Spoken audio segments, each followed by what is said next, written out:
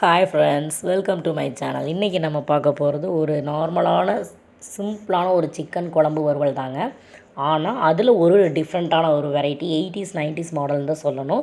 கொத்தமல்லி நம்ம வறுத்து போட்டு செய்கிற சிக்கன் குழம்பு வறுவல் தான் நம்ம எப்படி பண்ணுறதுங்கிறத நம்ம பார்க்க போகிறோம். மல்லி பார்த்திங்கன்னா நம்ம 3 டேபிள் ஸ்பூன் அளவு எடுத்திருக்கேன். 1/2 கிலோ சின்ன வெங்காயம் எடுத்திருக்கேன், 20 வரமிளகாய் எடுத்திருக்கேன், கருவேப்பிலை எடுத்திருக்கேன், 4 பல் பூண்டு எடுத்திருக்கேன், 1 டீஸ்பூன் அளவுக்கு கடலைப்பருப்பு எடுத்திருக்கேன், 1/2 டீஸ்பூன் ஜீரகம் ஆட் பண்ணுறேன், 1/2 டீஸ்பூன் அரிசி ஆட் பண்ணியிருக்கேன். இதெல்லாம் போட்டு நம்ம ஆயில் ஆட் பண்ணி நல்லா வறுத்து எடுத்துக்கணும். இப்போ நான் ஓரளவுக்கு வறுத்து எடுத்தாச்சு. சிம்மில் அடுப்பு வச்சுருக்கேன். பட்டை, கிராம்பு, ஏலக்காய், அப்புறம் பார்த்திங்கன்னா கசகசா, ஜீரகம், இது சோம்பு, இதெல்லாம் இப்போ நான் ஆட் பண்ணி அதையும் நல்லா அடுப்பு சிம்மில் வச்சு வறுத்து எடுத்துக்கிறேன். இஞ்சி ஒரு துண்டு சின்ன சின்ன பீசஸாக கட் பண்ணி எடுத்து வச்சுருக்கேன். அதையும் நான் உள்ளே ஆட் பண்ணி நல்லா வறுத்து எடுத்துக்கிறேன். அவ்வளோதாங்க. இப்போ நம்ம அடுப்பு ஆஃப் பண்ணிவிட்டு கீழே இறக்கி வச்சிடலாம். ஓரளவுக்கு நல்லா வறுபட்டதுக்கப்புறமா நம்ம இறக்கி வச்சிடலாம். இதுக்கப்புறம் பார்த்திங்கன்னா நான் தேங்காய் ஆட் பண்ண போகிறேன். தேங்காய் நம்ம துருவியும் போட்டுக்கலாம், குட்டி குட்டி பீசஸாக கட் பண்ணியும் போட்டுக்கலாம். நான் ஒரு பெரிய மூடி தேங்காய் நான் உள்ளே ஆட் பண்ணியிருக்கேன். இல்லைன்னா ஒரு குட்டி தேங்காவாக இருந்தால் முழு தேங்காய் நம்ம போட்டுக்கலாம். இது பார்த்திங்கன்னா 1/2 கிலோ நாட்டுக்கோழிக்கு தான் நான் இந்த அளவுகள்லாம் நான் சொல்லிக்கிட்டு இருக்கேன். இப்போ நான் மிக்ஸி ஜாரில் ட்ரான்ஸ்ஃபர் பண்ணிவிட்டு இதை நம்ம பேஸ்ட் பண்ணி எடுத்துக்கலாம். கொத்தமல்லி பொடி நம்ம நிறைய பேர் ஆட் பண்ணி செய்வாங்க, ஈஸியாக செய்கிற வேலைன்னு சொல்லிவிட்டு. அது செய்கிறது சீக்கிரமாக மசாலா அடைச்சி எடுத்துடலாங்க. ஆனால் இது அப்படி கிடையாது. கொஞ்சம் மஞ்சள் ஆட் பண்ணியிருக்கேன், 1/4 டீஸ்பூன்.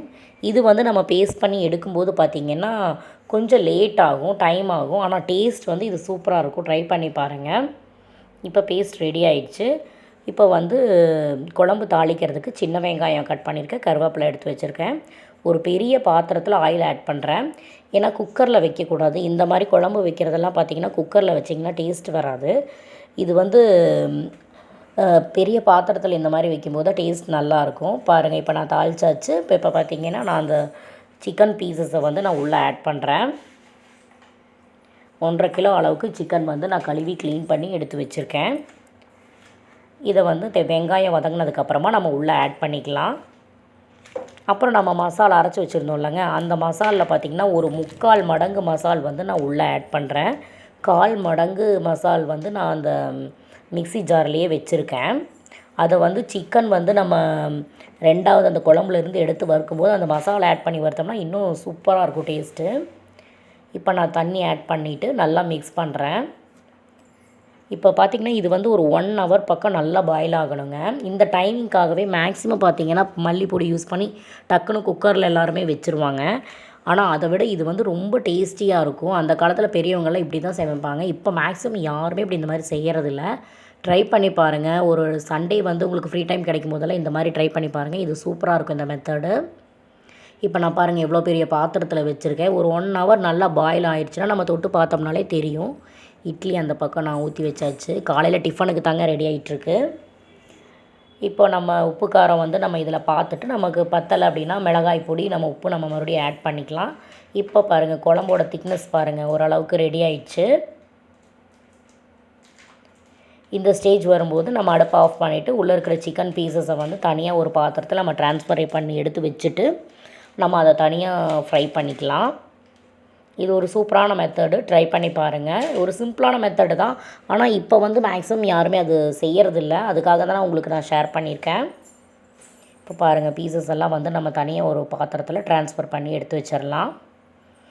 இதுலேயே பார்த்திங்கன்னா நல்லா ஒரு 3/4 மடங்கு வெந்துடும். அதுக்கப்புறம் நம்ம இது இப்படியே நம்ம அந்த மசாலா மட்டும் நம்ம ஆட் பண்ணி தாளித்தோம்னா பிடிக்காதுங்க.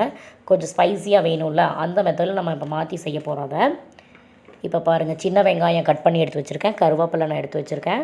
மேக்ஸிமம் சிக்கன் இந்த மாதிரி ஃப்ரை பண்ணும்போதெல்லாம் பார்த்திங்கன்னா பெரிய வெங்காயம் ஆட் பண்ண வேண்டாம், டேஸ்ட்டு நல்லா இருக்காது. சின்ன வெங்காயம் ஆட் பண்ணிங்கன்னா டேஸ்ட் சூப்பராக இருக்கும். இப்போ ஒரு பாத்திரத்தில் ஆயில் ஆட் பண்ணுறேன், கடுகு ஆட் பண்ணுறேன். கடலைப்பருப்பு நான் போட மாட்டேன் நான்வெஜ்ஜுக்கு மேக்ஸிமம். இப்போ பார்த்திங்கன்னா வெங்காயத்தை போட்டு நல்லா வதக்கிக்கலாம். நம்ம வெங்காயம் வதங்கினதுக்கப்புறமா அந்த சிக்கன் பீசஸ் நம்ம எடுத்து வச்சுருந்தோம் இல்லைங்க குழம்புலேருந்து, அதை நம்ம உள்ளே ஆட் பண்ணிக்கலாம்.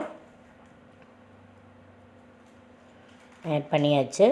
அதுக்கப்புறம் அந்த 1/4 மடங்கு நம்ம மசாலா எடுத்து வச்சுருந்தோம் இல்லைங்க, அந்த மசாலா நம்ம உள்ளே ஆட் பண்ணிவிட்டு அது நமக்கு பத்தாது காரம். அதுக்கு வந்து நம்ம மிளகாய் பொடி, நம்ம மசால் பொடி, சிக்கன் மசாலா வேணும்னாலும் கொஞ்சம் நம்ம ஆட் பண்ணிக்கலாம். கொஞ்சம் ஸ்பைஸியாக வேணுங்கிறவங்க அதுக்கு தகுந்த மாதிரி நம்ம டேஸ்ட் பண்ணி பார்த்து கொஞ்சம் ஸ்பைஸியாக நம்ம ஆட் பண்ணிக்கலாம்.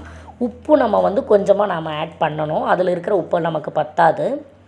இப்படி நம்ம தனியாக வறுக்கும்போது இன்னும் டேஸ்ட்டு சூப்பராக இருக்கும். நம்ம ஸ்பைஸியாக வேணும்னா நம்ம தூக்கலாக போட்டோம்னா இன்னும் சூப்பராக இருக்கும். ரொம்ப ஒரு ஈஸியாக அதுலேயே வந்து 3/4 பாயில் ஆயிடுச்சுங்க. இப்போ வந்து சீக்கிரமாக பாயில் ஆயிரும். அவ்வளோதாங்க, சிக்கன் பாருங்கள் ஓரளவுக்கு ரெடி ஆயிடுச்சு. இப்போ பார்த்தீங்கன்னா கருவேப்பிலை வந்து நான் கட் பண்ணி போடுறேன். கருவேப்பிலை வந்து மேலாப்பில் தூவ வேண்டாம், கட் பண்ணி தூவுனிங்கன்னா நல்ல மணமாக இருக்கும்.